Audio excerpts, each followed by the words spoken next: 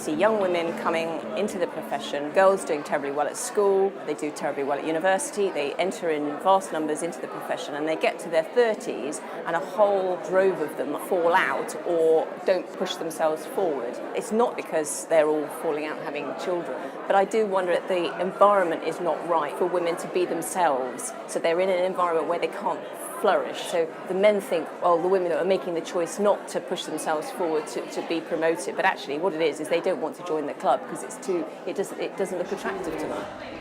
Although there's been huge progress, there is more that can be done.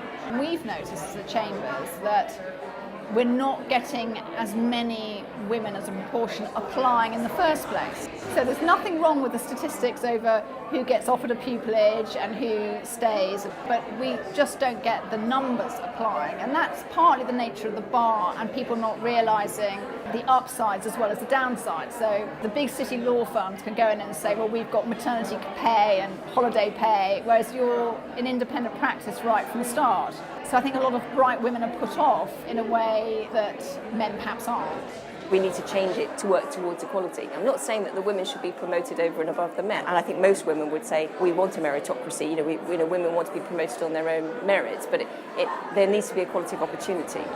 I think women tend to be more brave about speaking up, about wanting a work-life balance. It's somehow okay for them to talk about it in a way that it's more difficult for men to talk about it. One of the things which is helping it change is that it's now much more cool for dads to get involved with their children.